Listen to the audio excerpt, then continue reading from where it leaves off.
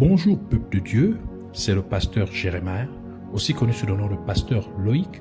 Nous voulons écouter la parole de Dieu pour la semaine, mais avant tout nous voulons commencer par une parole de prière. Alors en signe de révérence à notre Père Céleste, à notre Dieu, baissons nos têtes et prions ensemble. Dieu Tout-Puissant, Dieu de gloire, Dieu de prodige, Dieu de merveille, Roi des rois, Seigneur des seigneurs, toi le seul et véritable Dieu, Yahweh. Merci pour cette nouvelle opportunité que tu nous accordes de pouvoir nous retrouver dans ta présence. Voulons ainsi nous recommander entièrement en tes mains, corps, âme et esprit, pensée et cœur, l'air, l'atmosphère, tout autour de nous et en nous. Nous recommandons toutes choses en tes saintes mains. Et nous prions que tu nous pardonnes pour tout ce que nous avons fait qui ne t'a pas honoré et glorifié. Nous humilions ainsi devant toi. Implorons, Seigneur, ta compassion pour nos mauvaises actions, pour nos mauvaises intentions, pour nos mauvaises attitudes, pour nos mauvaises pensées, pour nos mauvaises paroles. Pardonne-nous, Seigneur, et purifie-nous par l'eau de purification et par ton sang que tu as fait couler à la croix de Golgotha, que tu nous sanctifies, corps, âme et esprit. Nous nous levons contre tout ce qui s'oppose à la révélation de ta parole, tout ce qui s'oppose à la vérité qu'est ta parole, soit lié, chassé, renvoyé dans les gouffres de l'enfer au nom de Jésus-Christ. Et nous proclamons que Jésus-Christ est Seigneur à la gloire de Dieu le Père. Merci, Seigneur, de nous révéler, Seigneur, tes mystères contenus dans ta parole. Parle-nous, Seigneur, avec profondeur, au-delà de tout ce que nous avons pu, Seigneur, préparer au nom de Jésus-Christ. Merci encore d'ouvrir nos cœurs et d'inscrire, Seigneur, ta loi et tes principes, Seigneur, dans nos cœurs, afin que nous puissions les connaître à chaque moment, et vivre par tes principes à tout temps, en tout lieu et en toutes circonstances, au nom de Jésus-Christ. Amen. Alors, nous voulons continuer dans notre enseignement principal sur les 3 dimensions pour posséder. Parlons ainsi des 3 dimensions pour posséder. Nous lisons ainsi la parole de Dieu dans le livre de Matthieu chapitre 7 versets 7 à 11. Prenons notre passage principal des Saintes Écritures dans le livre de Matthieu chapitre 7 versets 7 à 11 au nom de Jésus-Christ. Demandez et l'on vous donnera. Cherchez et vous trouverez. Frappez et l'on vous ouvrira. Car quiconque demande reçoit, celui qui cherche trouve, et l'on ouvre à celui qui frappe. Lequel de vous donnera une pierre à son fils s'il lui demande du pain, ou s'il demande un poisson, lui donnera-t-il un serpent?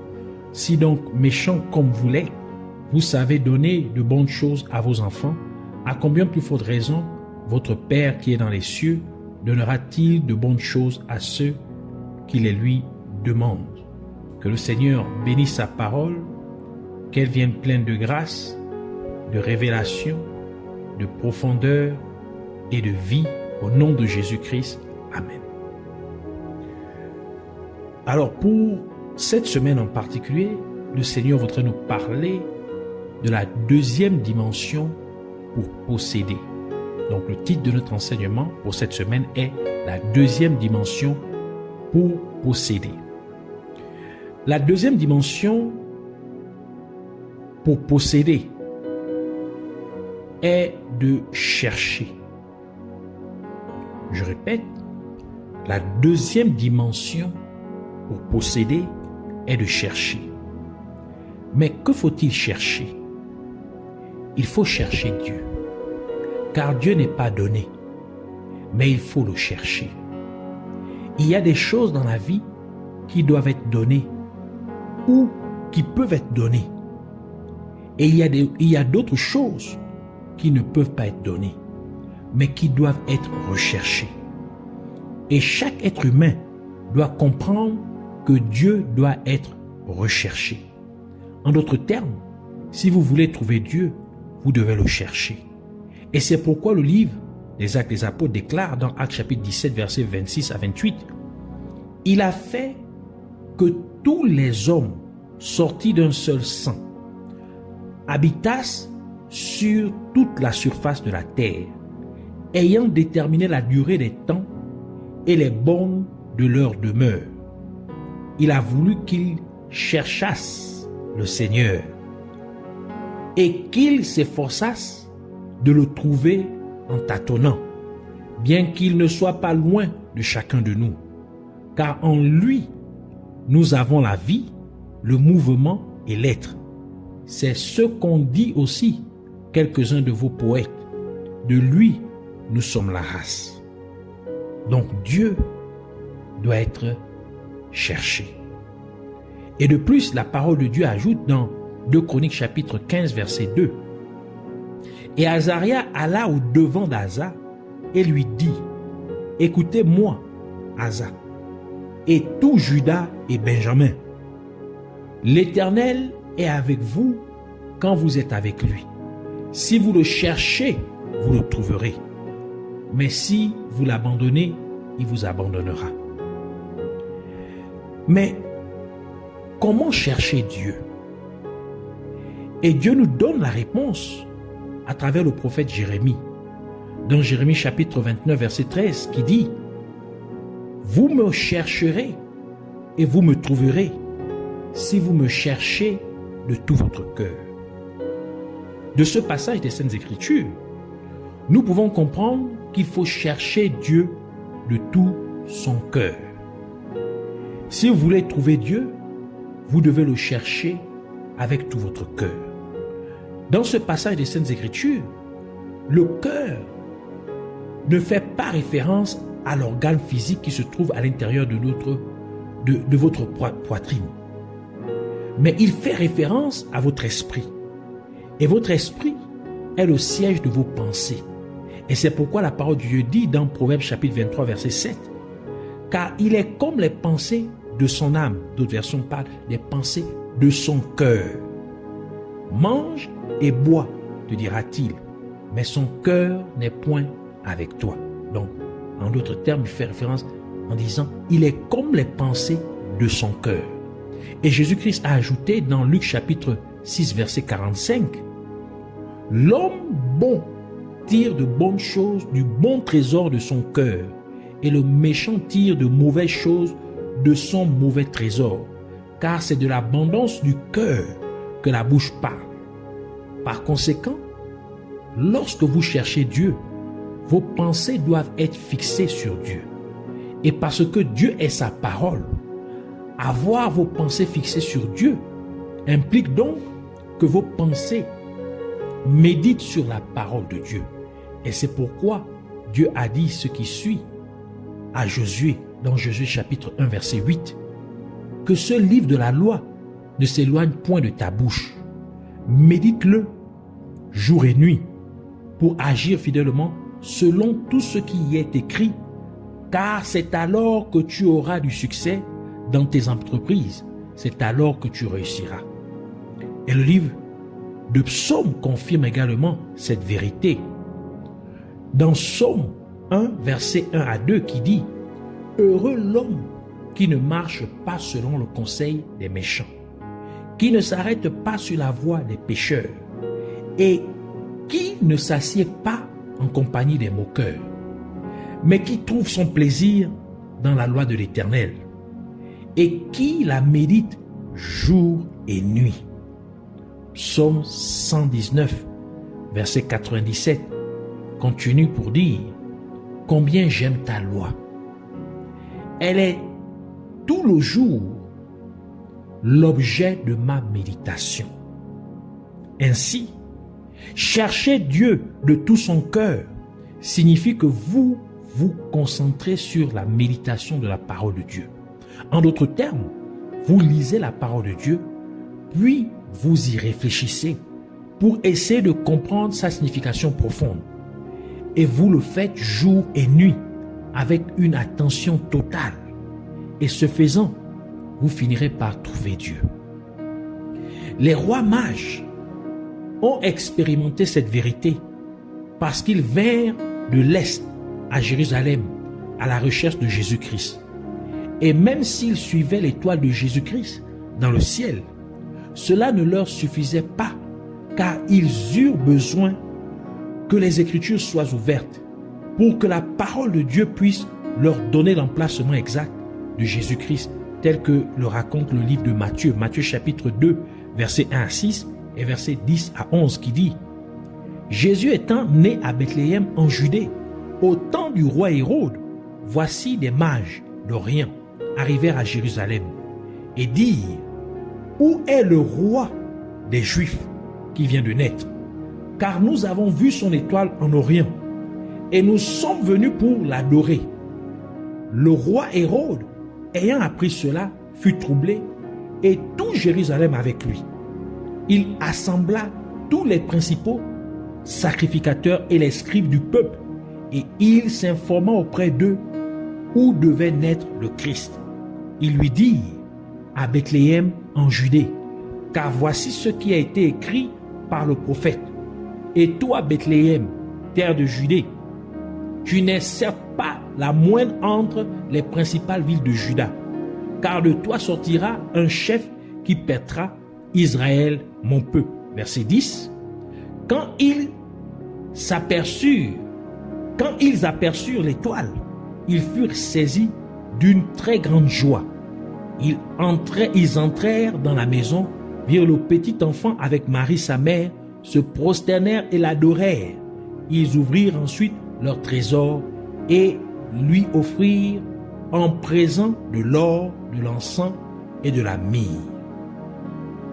Nous pouvons donc voir que les mages avaient besoin que la parole de Dieu soit ouverte, lue et comprise, afin qu'ils puissent avoir l'emplacement exact de Dieu. Ils avaient besoin d'avoir une compréhension des Saintes Écritures pour trouver Jésus-Christ.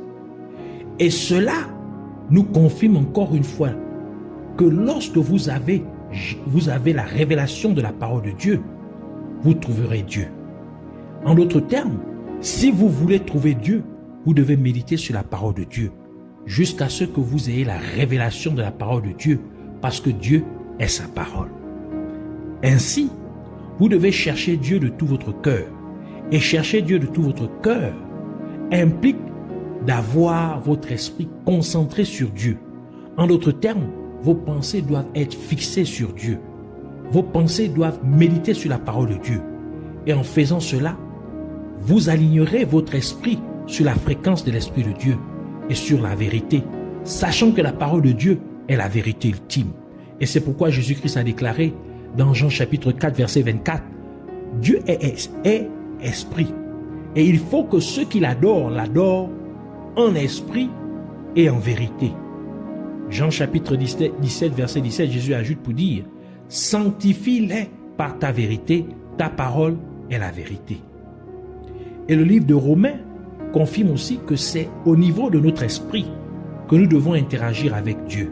Romains chapitre 8, verset 16 qui dit, « L'Esprit lui-même rend témoignage à notre esprit que nous sommes enfants de Dieu. » Chercher Dieu de tout son cœur signifie également que vous devez chercher Dieu avec foi, car c'est dans votre cœur que réside votre foi.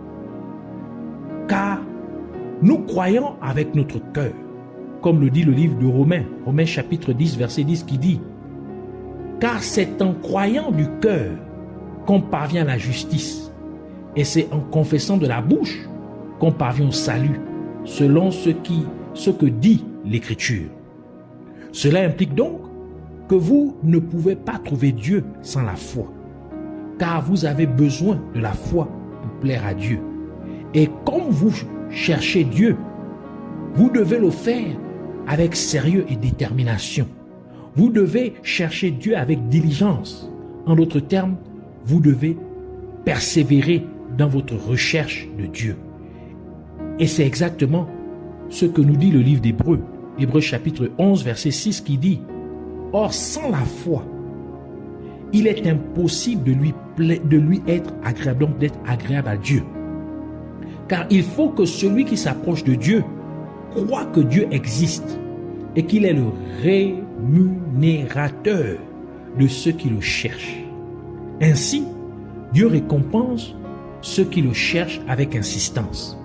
Dieu récompense ceux qui le cherchent avec persévérance, parce que l'insistance ou la persévérance sont des manifestations de la foi.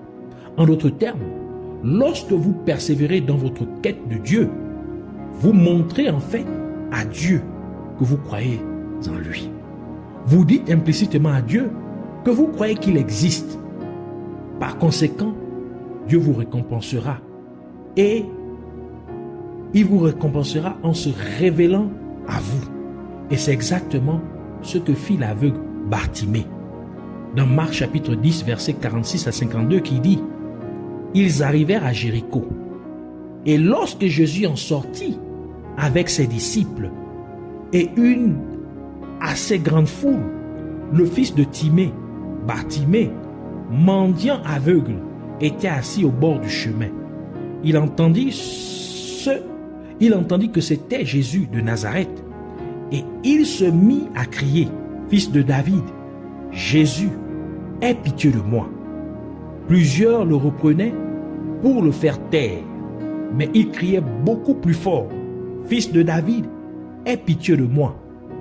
Jésus s'arrêta et dit, appelez-le. Ils appelèrent l'aveugle en lui disant, prends courage, lève-toi, il t'appelle. L'aveugle jeta son manteau et, se levant d'un bond, vint vers Jésus. Jésus, prenant la parole, lui dit, que veux-tu que je te fasse? Rabouni, lui répondit l'aveugle, que je recouvre la vue. Et Jésus lui dit, va, ta foi t'a sauvé. Aussitôt, il recouvra la vue et suivit Jésus dans le chemin.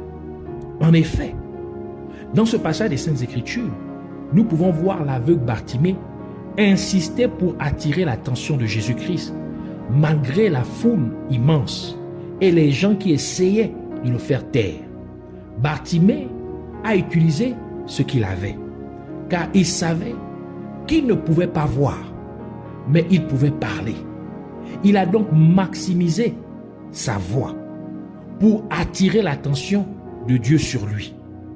En d'autres termes, il a maximisé sur sa voix pour exprimer sa foi en Dieu, en insistant à demander la miséricorde de Jésus-Christ, peu importe combien de personnes autour de lui essaient de le décourager. Et cela nous révèle donc que votre persévérance surmontera le découragement. Votre persévérance vaincra vos détracteurs. Votre ténacité à chercher Dieu parlera plus fort que vos problèmes dans la mesure où Dieu se manifestera au milieu de votre situation pour vous délivrer de tous vos ennuis.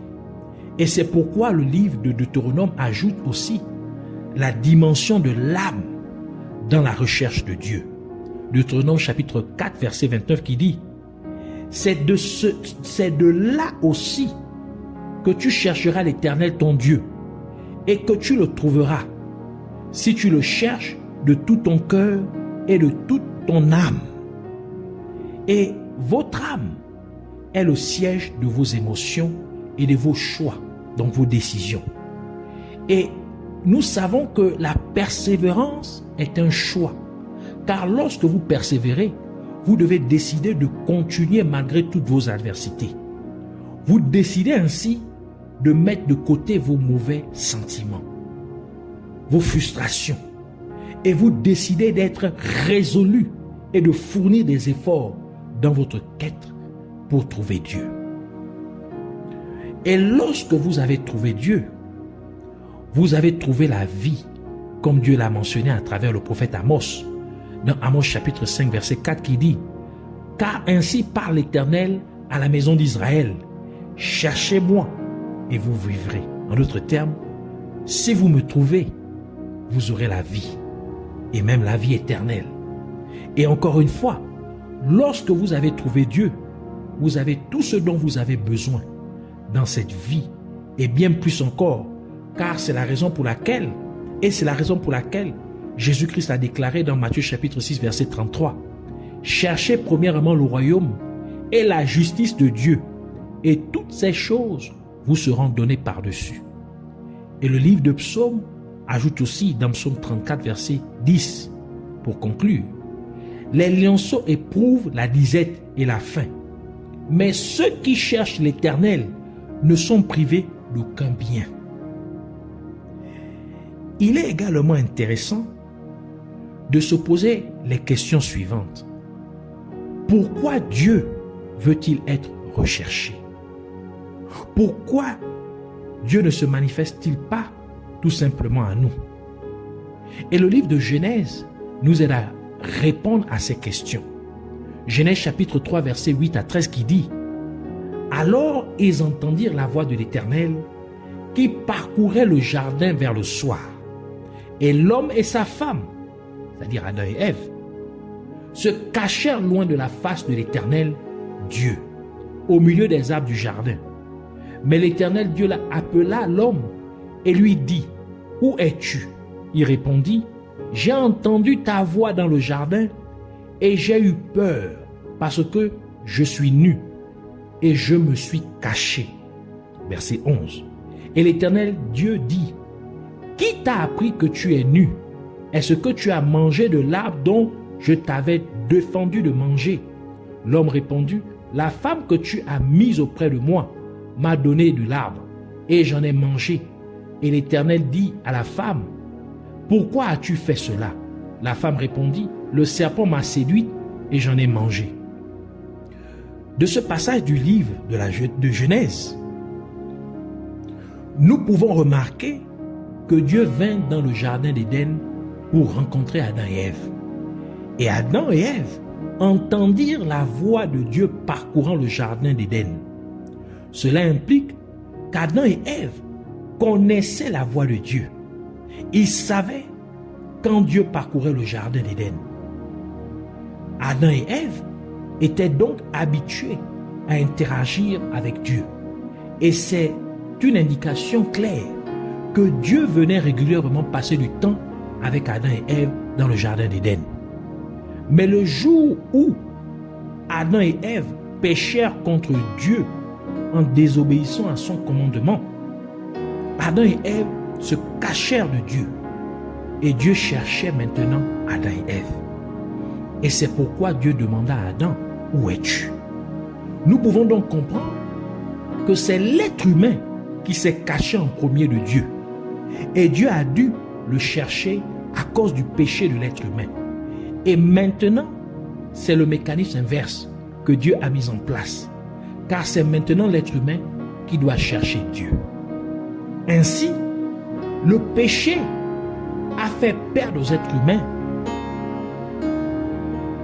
en la personne d'Adam et Ève, leur position de juste ou de droiture aux yeux de Dieu. En d'autres termes, ils n'étaient plus en règle avec Dieu. Et c'est pourquoi Dieu a dit à Adam: Où es-tu? Tout simplement parce que Dieu ne voyait plus Adam comme juste à ses yeux. Et c'est la raison pour laquelle Adam et Ève se cachèrent de la présence de Dieu, parce qu'ils avaient honte. Et en conséquence de la perte de leur position de juste aux yeux de Dieu, Adam et Ève ont également perdu la présence de Dieu. Et ils ont aussi perdu leur provision pour leurs besoins quotidiens. Ce qui a été illustré par le fait qu'ils furent tous deux chassés du jardin d'Éden. Et c'est la raison pour laquelle tous les êtres humains doivent maintenant chercher Dieu. Car nous avons tous hérité de cet état déchu ou corrompu d'Adam et Ève. Car Adam et Ève n'ont commencé à avoir des enfants qu'après avoir péché contre Dieu. Nous devons donc chercher Dieu en commençant par notre foi en Jésus-Christ, afin que nous puissions à nouveau être trouvés justes aux yeux de Dieu, comme le dit le livre de Romains. Romains chapitre 3 verset 22 qui dit: Justice de Dieu par la foi en Jésus-Christ pour tous ceux qui croient. Il n'y a point de distinction. Romains chapitre 5 verset 1 ajoute pour dire: Étant donc justifiés par la foi, donc rendus justes par notre foi, nous avons la paix avec Dieu par notre Seigneur Jésus-Christ. Donc nous sommes maintenant en bon état avec notre Père Céleste. Et comme comme nous sommes rendus justes par notre foi en Jésus-Christ, nous sommes ainsi rétablis dans notre position originelle de provision divine, étant fils et filles de Dieu. Par conséquent, ce dont nous avons besoin dans la vie est donc donné, comme Jésus-Christ l'a mentionné dans Matthieu chapitre 6, versets 25 à 33, qui dit « C'est pourquoi je vous dis, ne vous inquiétez pas pour votre vie de ce que vous mangerez, ni pour votre corps de quoi vous serez vêtus. La vie n'est-elle pas plus que la nourriture et le corps plus que le vêtement? Regardez les oiseaux du ciel. Ils ne sèment ni ne moissonnent, et ils n'amassent rien dans les greniers. Et votre Père céleste les nourrit. Ne valez-vous pas beaucoup plus qu'eux? Qui de vous, par ses inquiétudes, peut ajouter une coudée à la durée de sa vie? Et pourquoi vous inquiétez au sujet du vêtement? Considérez comme croissent les lits des champs. Ils ne travaillent ni ne filent. Cependant, je vous dis que Salomon, même dans toute sa gloire, n'a pas été vêtu comme l'un d'eux. Si Dieu revêt aussi l'herbe des champs, qui existe aujourd'hui et qui demain sera jeté au four, que vous vêtira-t-il pas à plus forte raison? Ne vous vêtira-t-il pas à plus forte raison? Gens de peu de foi, ne vous inquiétez donc point et ne dites pas que mangerons-nous, que boirons-nous, de quoi serons-nous vêtus? Car toutes ces choses, ce sont les païens qui les recherchent, donc les non-croyants en Jésus-Christ. Votre Père céleste sait que vous en avez besoin. Cherchez premièrement le royaume et la justice de Dieu, et toutes ces choses vous seront données par-dessus. Nous voyons donc que Jésus-Christ a clairement déclaré que les croyants sont ceux qui doivent rechercher les choses nécessaires à la vie quotidienne. Mais pour ceux qui trouvent Dieu, toutes ces choses leur sont automatiquement données par Dieu, leur Père céleste. Je reprends. Les choses de la vie quotidienne dont nous avons besoin pour notre vie quotidienne, ce sont les croyants qui les cherchent. Mais pour ceux qui ont trouvé Dieu, pour ceux qui cherchent Dieu et le trouvent, ces choses leur sont automatiquement données par leur Père céleste.